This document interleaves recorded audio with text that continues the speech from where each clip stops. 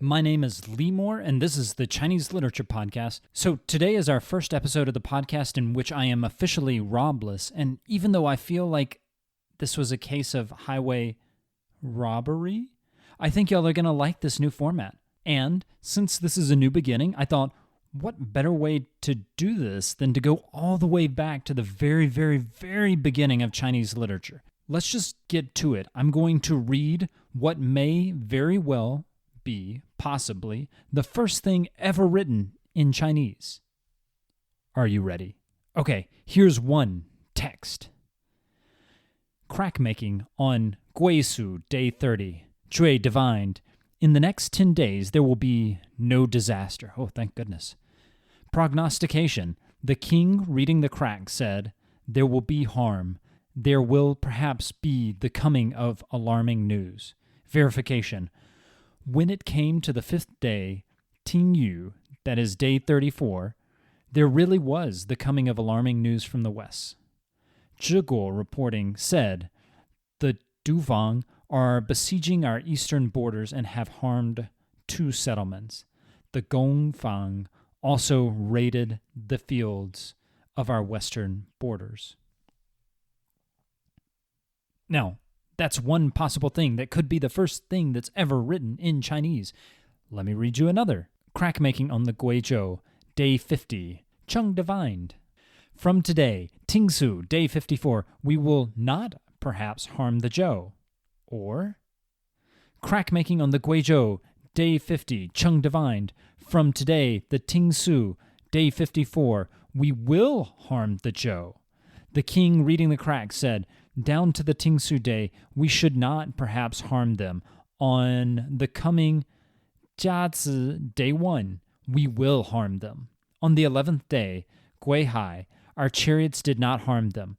And in the Dou period, between the evening and the Jiazi, day 1, we really harmed them. Okay, so you may be listening to this and thinking, what the heck is he talking about? This sounds like gibberish.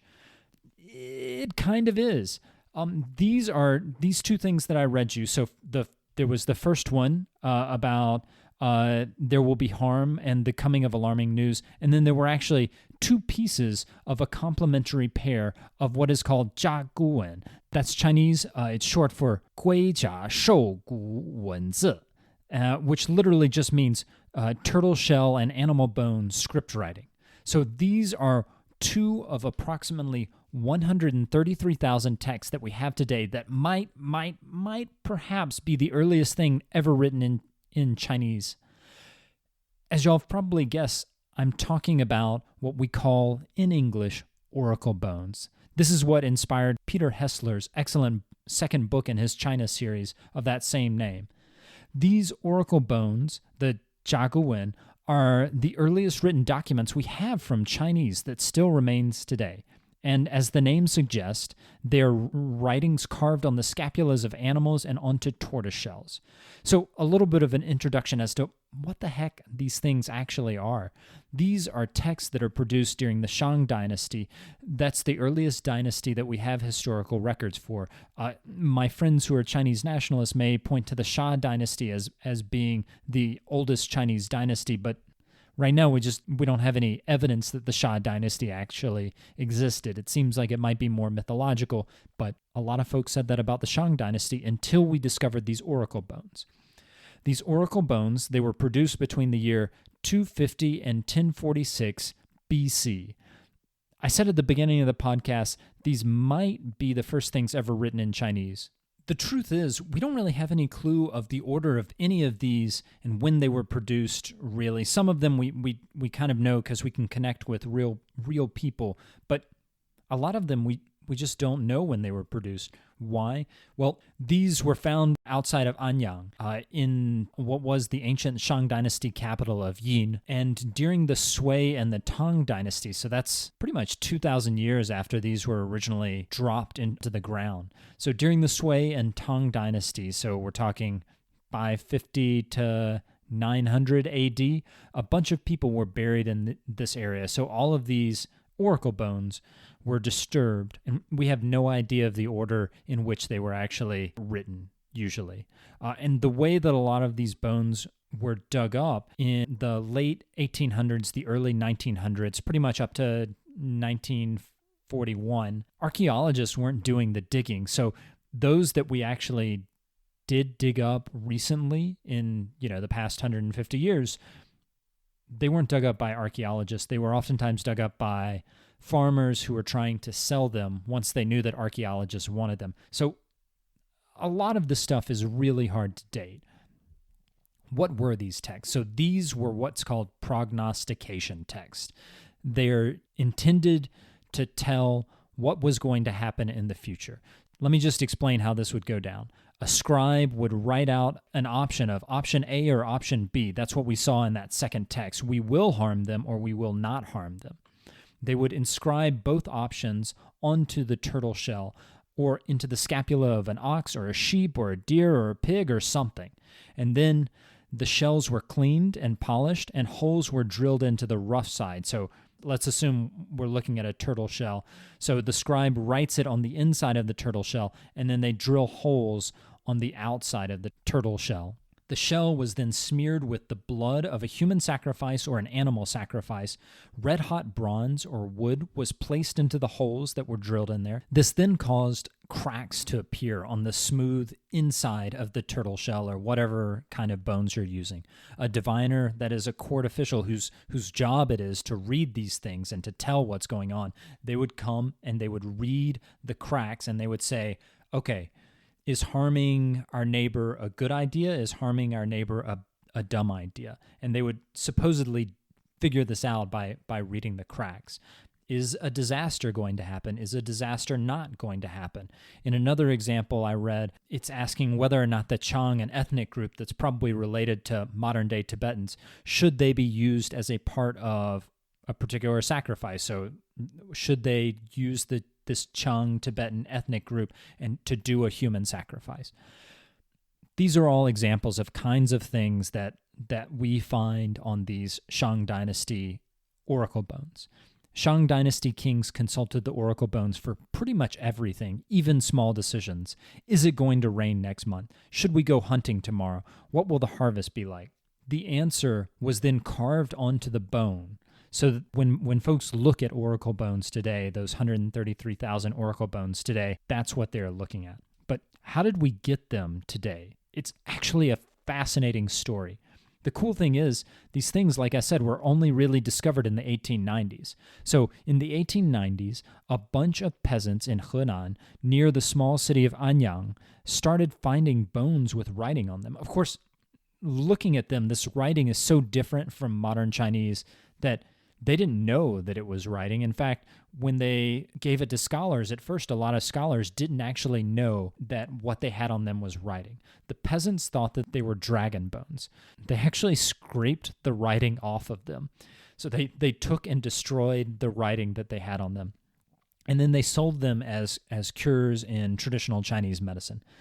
Then something funny happened. A guy named Fan Wei Qing, he's an antiques dealer from Wei County, Shandong. He's going around the area near Anyang, and he's buying antiques. So he realizes, this has actually got some writing on it. Apparently he got some sort of bone that they had forgotten to scrape off the writing. He then sold them to a guy named Wang Yirong. Wang was the first guy to realize that he had discovered something really special. Mr. Fan, he knew something was up, but he didn't really know what was going on.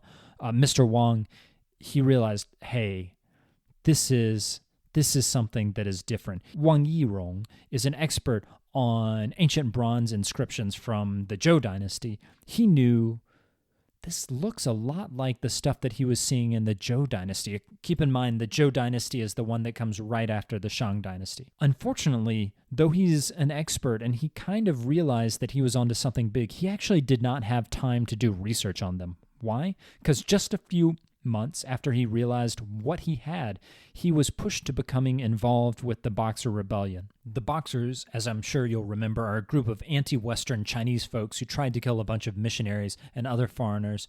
They were handily defeated after keeping the foreigners in Beijing under siege for 55 days. Rob and I did a podcast on a poem written in a Scottish-ish language about the Boxers. You can check that out. So Wang Yirong, actually, he was sort of a low-level government official who got involved in helping the Boxers out. When the Boxers were defeated by the Western powers, Wang Yirong, his wife, and his daughter all committed suicide.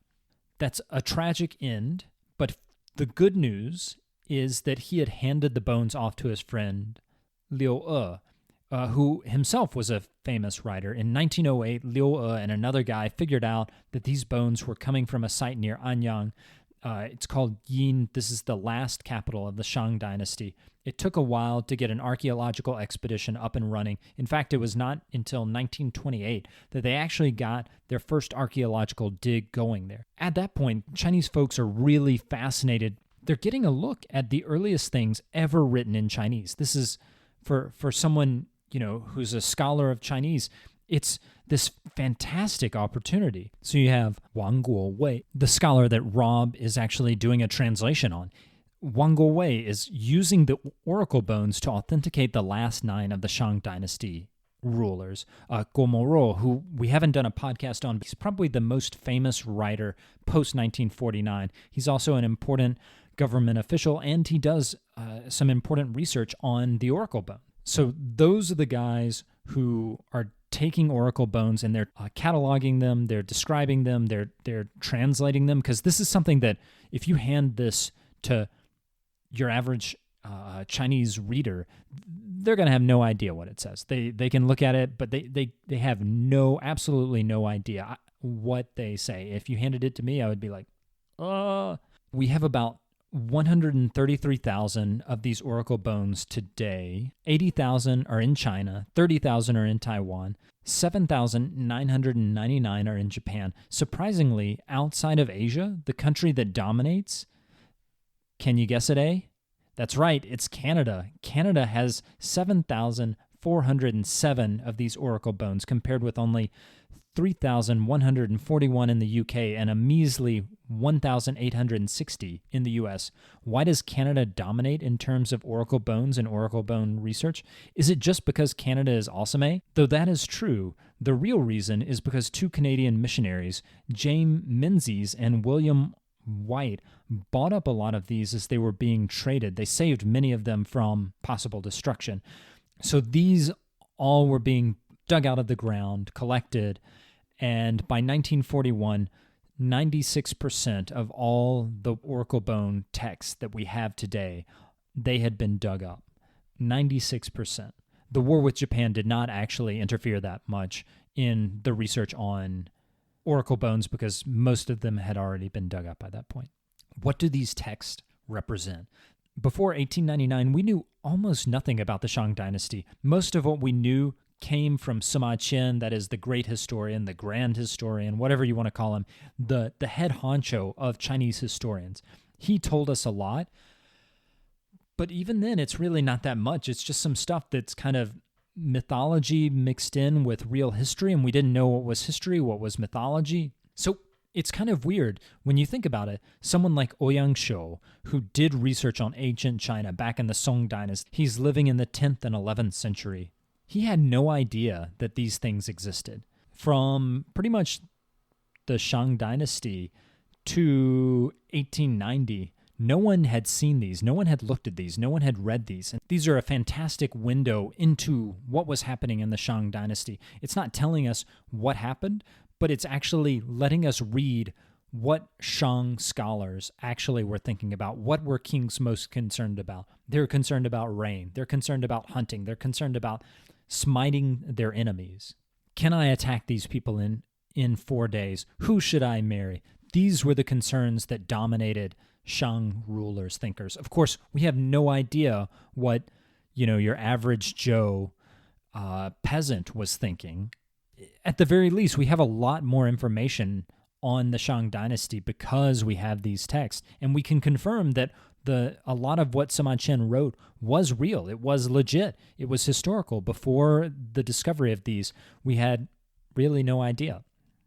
It also helps us understand a bit of the history of the Chinese language. Much of the core vocabulary of modern Chinese can be found in these oracle bones. So today, some words actually come directly from oracle bones. So for those of y'all who read Chinese, words like ji and bo, that is, ji is auspicious. Oftentimes you'll see in New Year's celebrations coming up, Chinese New Year's celebrations coming up. In Chinese New Year's celebrations, you'll oftentimes have to say something that's auspicious or lucky. So the phrase for that is 新年吉祥话. That's just auspicious things to say during the Chinese New Year. Bo is just to predict. What's fascinating is if you look at the Chinese characters, and I'll put both of the Chinese characters in on the show website if you want to take a look at them for those of y'all who don't speak Chinese.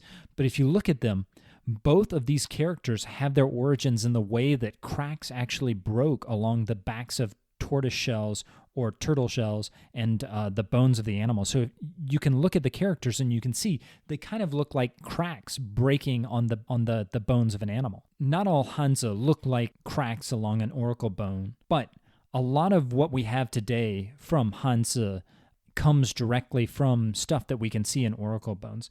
However, a lot of the Hanzi that are used on oracle bones have largely fallen out of use. Now, as I mentioned before, when I talk about oracle bones and reading oracle bones, I should point out, I can't read this. Most of y'all, I'm assuming pretty much everyone who is listening to this cannot read this. There are really only about 200 people in the world who can read this stuff. 150 of them are in China, 30 of them are in Japan, 15 of them are in Korea, and then the rest are scattered across America, Canada, Britain, something like that. So 200 people have the special training that it takes to read this. This writing, when you look at it, you can definitely see that there is some relationship to Chinese, but it's completely incomprehensible to someone if you have not been specially trained to read this. Whew, that was a lot. Sorry, I threw a lot at you. But now I can say, finally, that I did oracle bones. I think that's a good place to end it. Before I let you go, I'm just going to say, 恭喜发财. I hope you get wealthy. That's another one of those 新年吉祥话, the lucky phrases that you're supposed to use during Chinese New Year. Chinese New Year is coming up. Should come 2 or 1 day after this podcast airs. I wish all a fantastic Chinese New Year. 恭喜发财. This is the Chinese Literature Podcast saying 再见.